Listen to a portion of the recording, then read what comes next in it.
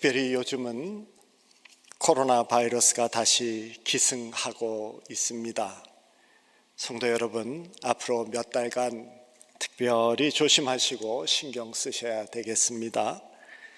예방주사가 나오기까지 마스크 꼭 쓰시고 또 손도 씻으시고 될 수 있으면 모르시는 분들과는 접촉을 피하도록 하셔야 할 겁니다.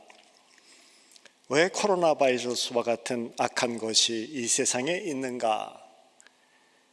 그런 악한 것을 우리의 삶에 허락하신 하나님은 선하신가와 같은 질문은 인간이 존재하면서부터 끊임이 없었습니다.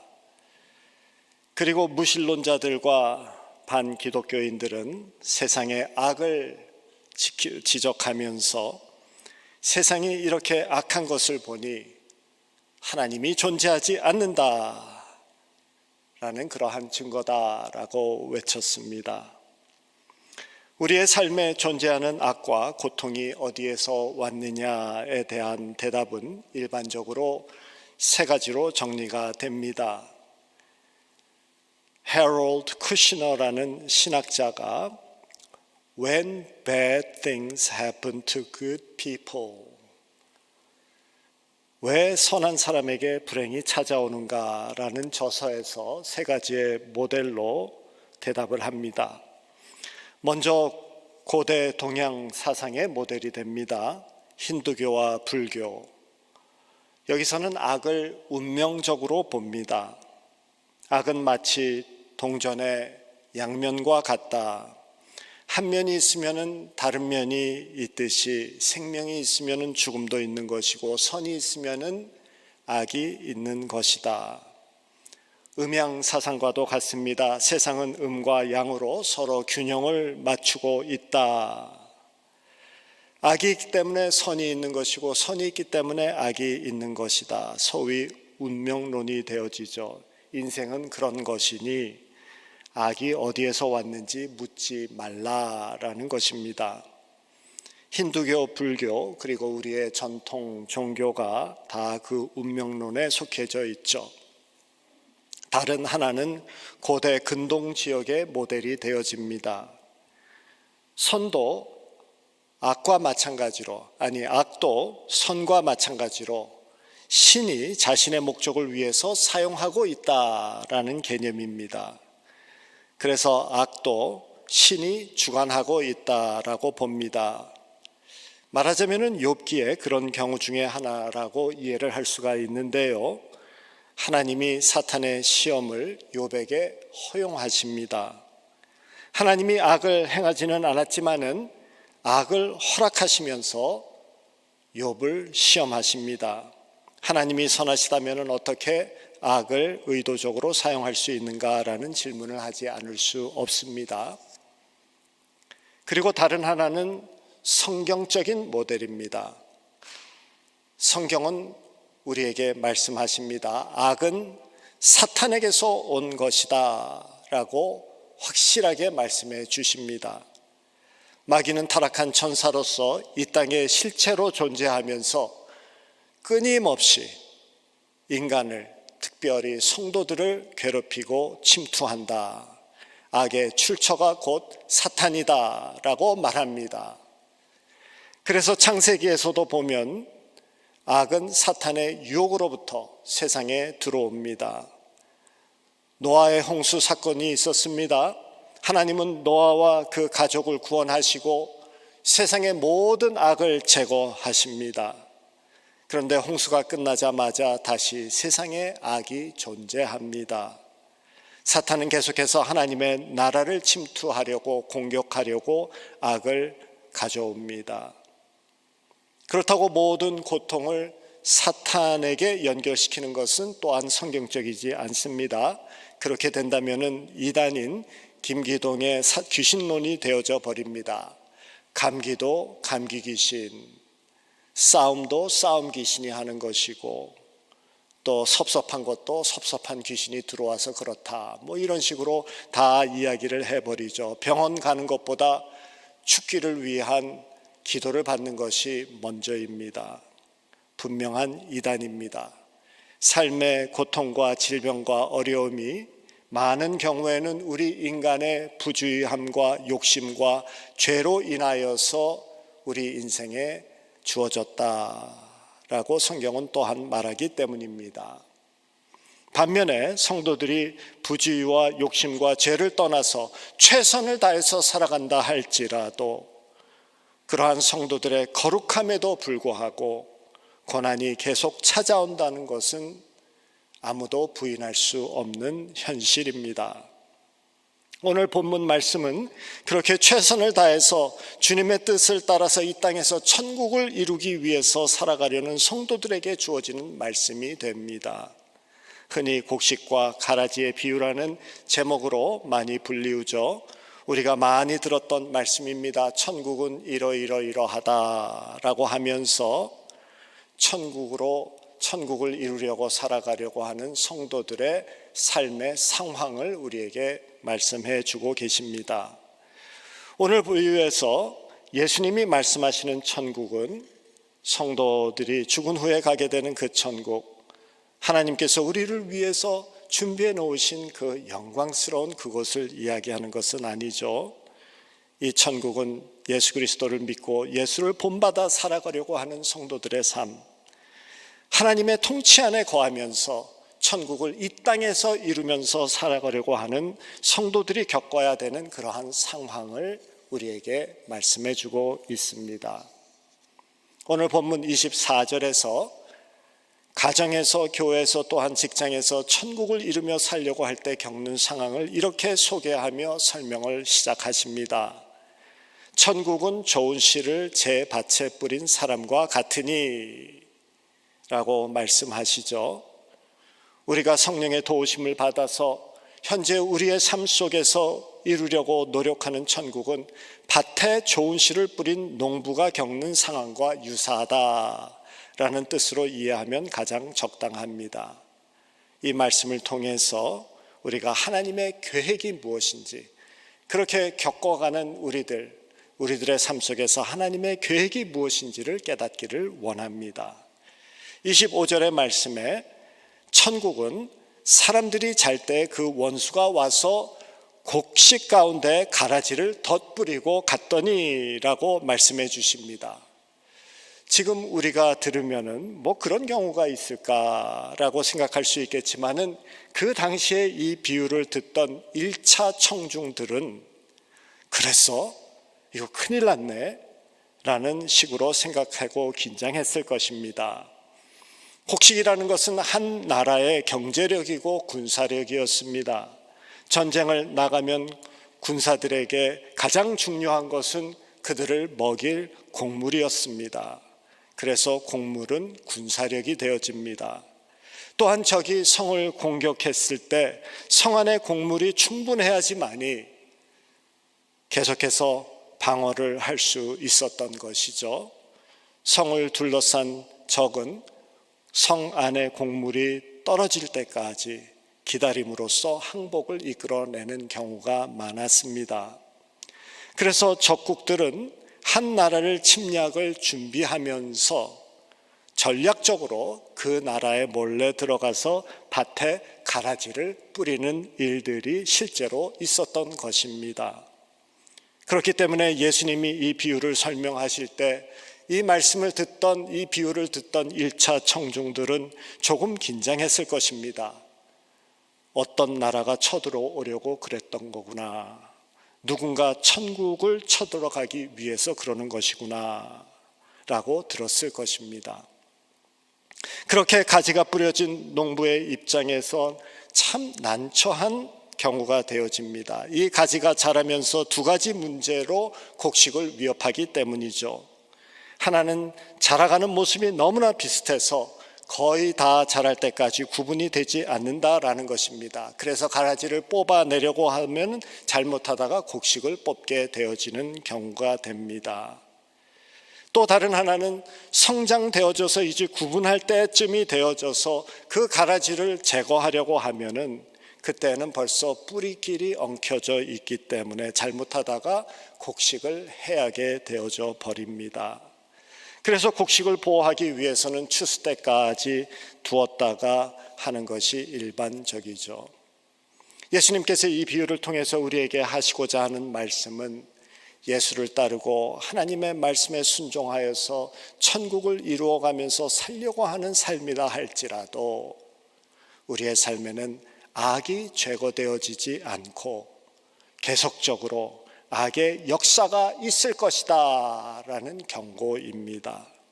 예수 믿는다고 삶이 평탄해지거나 문제가 적어지거나 삶이 순조로워지지 않음을 인식하라 라고 말씀하십니다. 도리어 예수를 믿기 때문에 공격이 있을 것이다 라고 말씀하시죠. 그리고는 그 악의 근원에 대해서 39절에 이렇게 말씀을 하십니다. 가라지를 뿌린 원수는 마귀요 추수 때는 세상 끝이요 추수꾼은 천사들이니.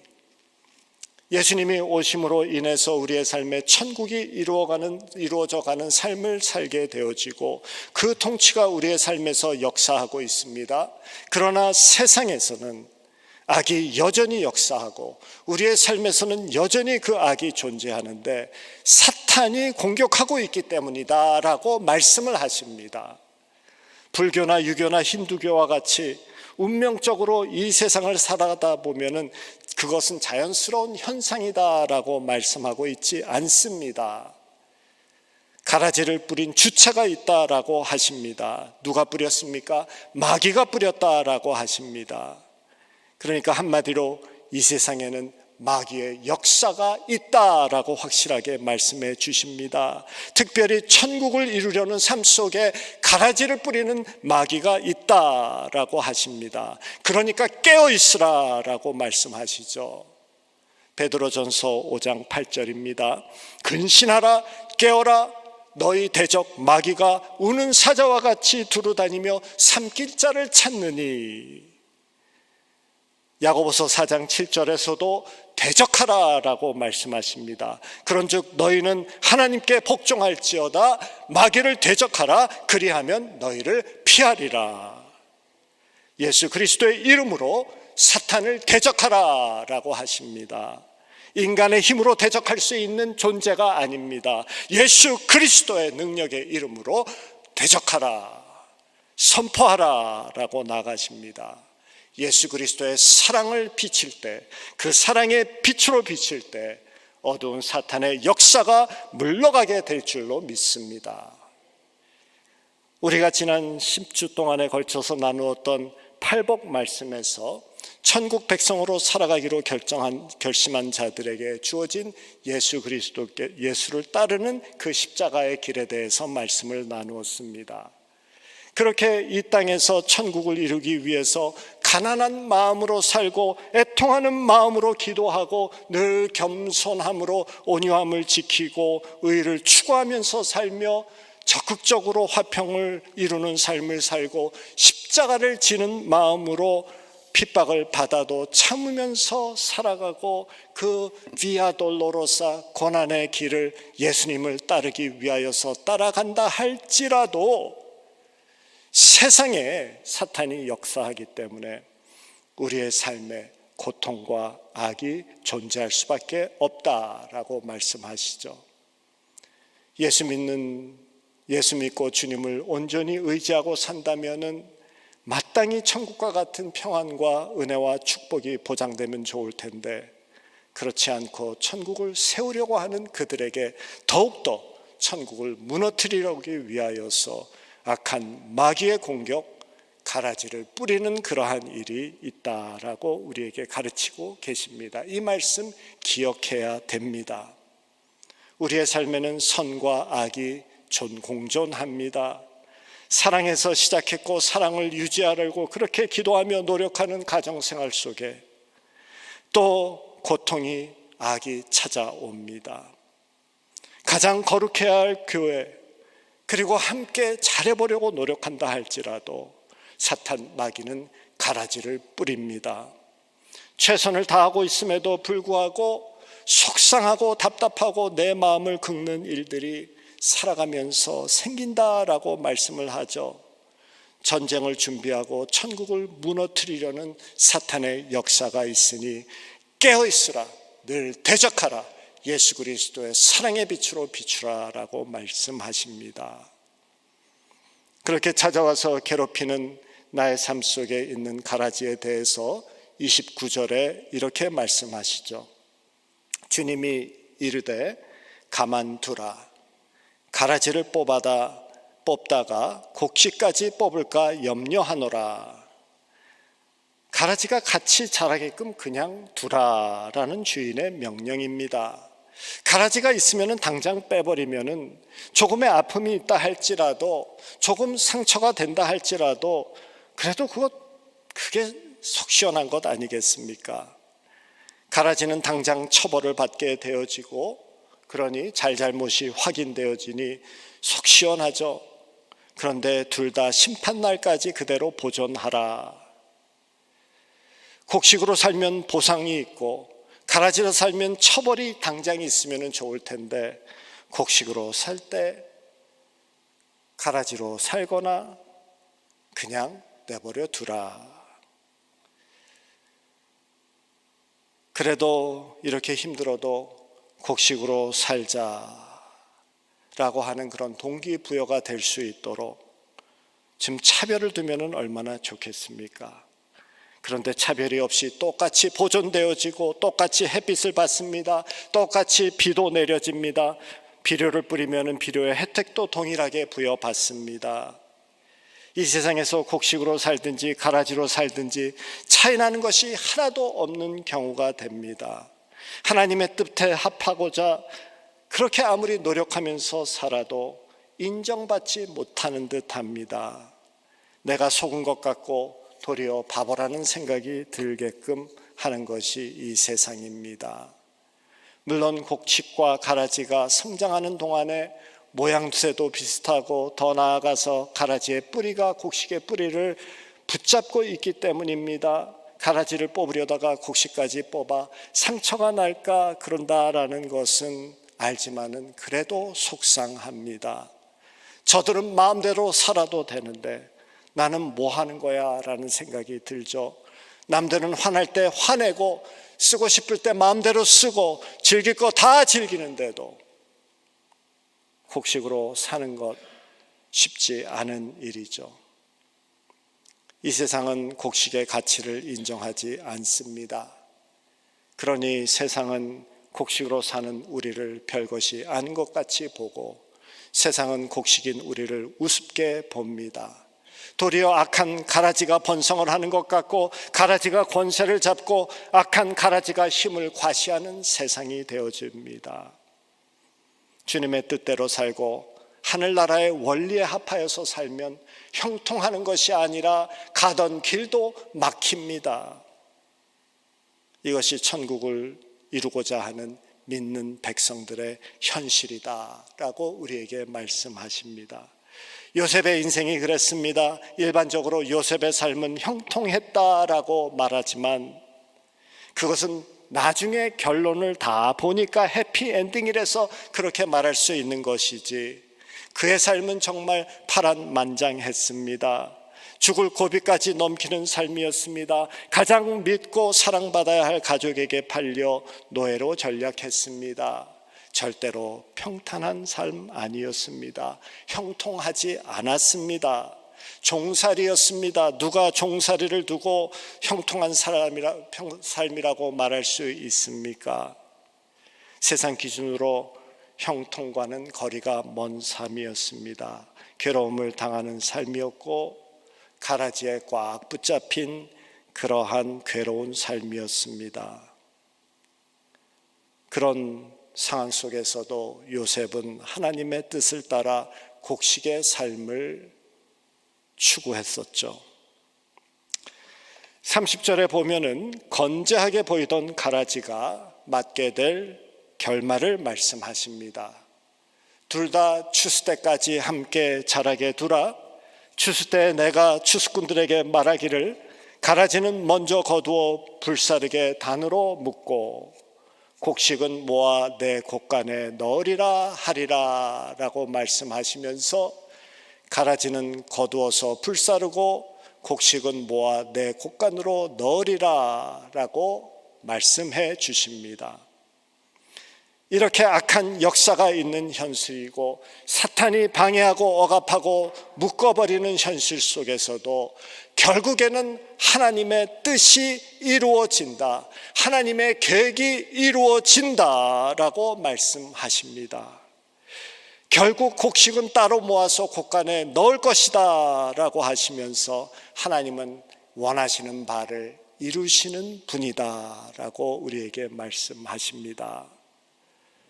요셉도 형통치 않은 삶이 없고 억압과 방해와 묶임이 많았던 현실을 살았던 자였습니다.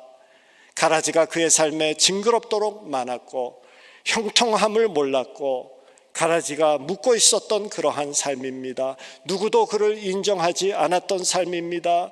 그의 꿈을 기뻐해줘야 할 형들이 도리어 인정치 않고 노예로 팔아버립니다. 그의 결백함을 보디발 장군도 인정치 않았고 감옥에 집어넣습니다. 왕의 포도주를 만드는 사람도 그의 가치를 인정치 않고 기억되어지지 않았던 인생이었습니다.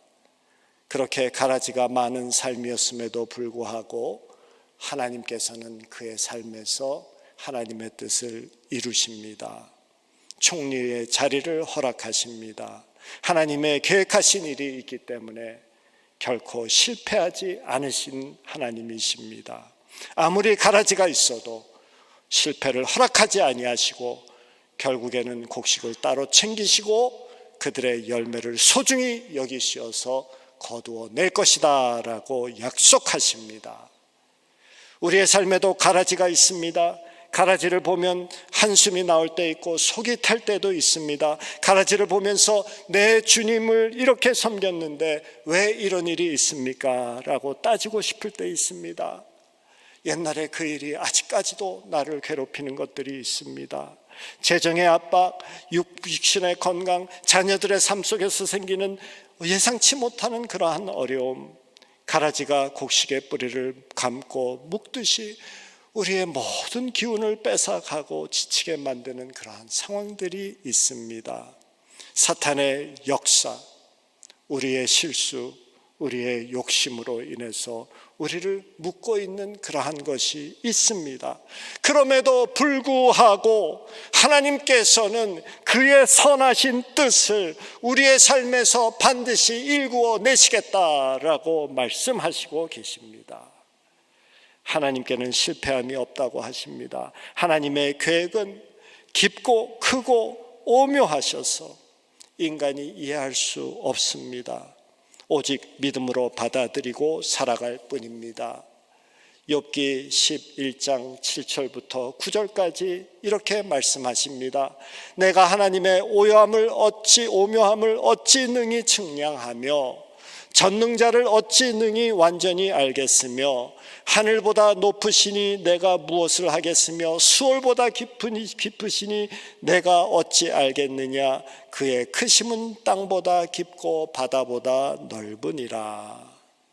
하나님의 은혜는 너무나도 크기 때문에 절대로 우리를 상하게 하지 않으실 것입니다. 그것을 믿음으로 받고 나아가는 우리들이 되어야 합니다. 하나님의 약속은 변하심이 없기 때문에 그것을 받아들이고 나아가는 것입니다. 절대로 우리를 실망시키지 않으시는 분이십니다. 이 오늘의 비유를 통해서 우리를 향한 하나님의 계획을 말씀해 주십니다.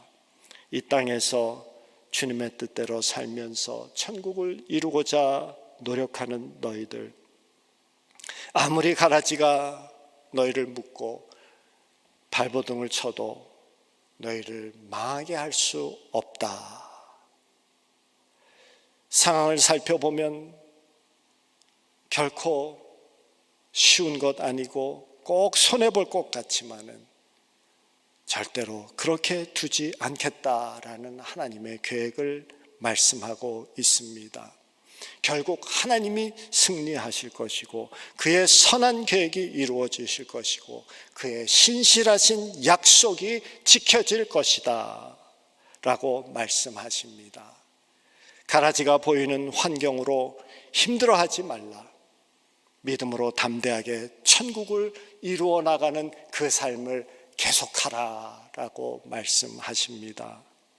세상이 인정하지 않아도 하나님의 통치 안에 머물라라고 하십니다. 세상이 압박을 해도 그분을 인정하면서 계속 살아라라고 하십니다. 하나님의 나라의 계획과 하나님의 나라의 영광과 하나님의 나라의 소망은 손상되어지지 않는다라고 하십니다.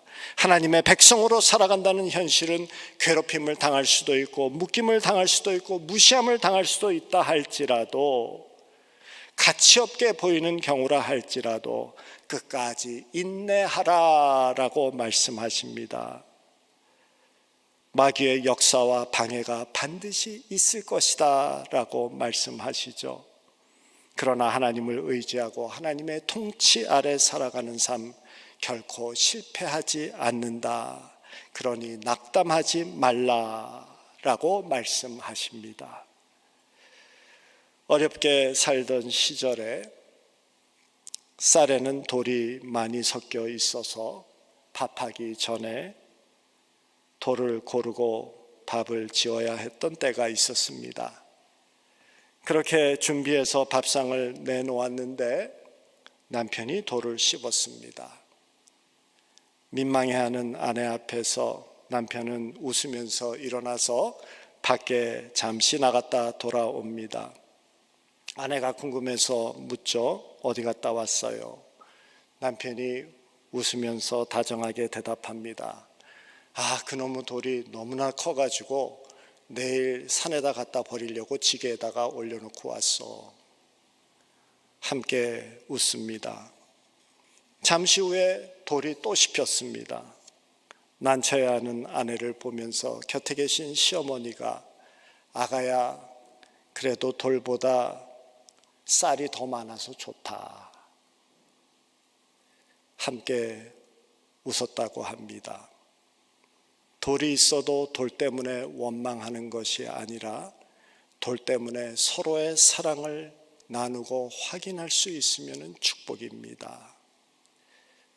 돌이 씹혀도 원망하지 맙시다. 돌 때문에 서로의 사랑을 확인하고 살면 돌도 축복이 되어집니다.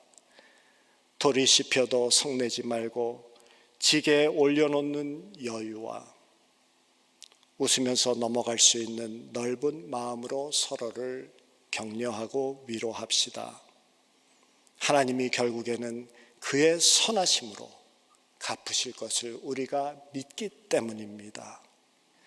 세상은 우리의 밥그릇에 돌을 던져도 그래도 우리는 믿음의 눈으로 돌이 아니라 밥을 볼 수 있는 영안을 키워나가야 됩니다. 예수의 사랑으로 비추어서 사탄 마귀의 역사를 물리쳐야 합니다. 돌보다 더 많은 밥을 보고 감사하면 사탄이 뿌리는 가라지는 아무런 의미가 없게 됩니다. 가라지는 우리의 원망과 불평과 근심과 걱정을 영양분으로 삼고 자라기 때문입니다. 그래서 빌립보서 4장 6절부터 8절까지에 이렇게 말씀하십니다. 아무것도 염려하지 말고 오직 모든 일에 기도와 간구로 너희 구할 것을 감사함으로 하나님께 아뢰라. 그리하면 모든 지각에 떠나난 하나님의 평강이 그리스도 예수 안에서 너희의 마음과 생각을 지키시리. 정말로 형제들아, 무엇이든지 참되며 무엇이든지 경건하며 무엇에든지 오르며 무엇에든지 정결하며 무엇에든지 사랑할 만하며 무엇에든지 칭찬할 만하며 무슨 덕이 있든지 무슨 기름이 있든지 그것을 생각하라.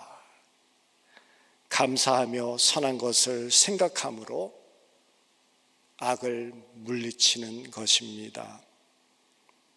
결국 우리를 향한 하나님의 열심과 선하심과 의로우심에는 실패가 없을 것임을 알기 때문입니다. 그 하나님의 사랑과 능력을 믿음으로 의지하고 우리의 삶에 가라지가 뿌려져 있다 할지라도 천국을 이루어가면서 승리하는 저와 여러분들 되시기를 주님의 이름으로 축원합니다.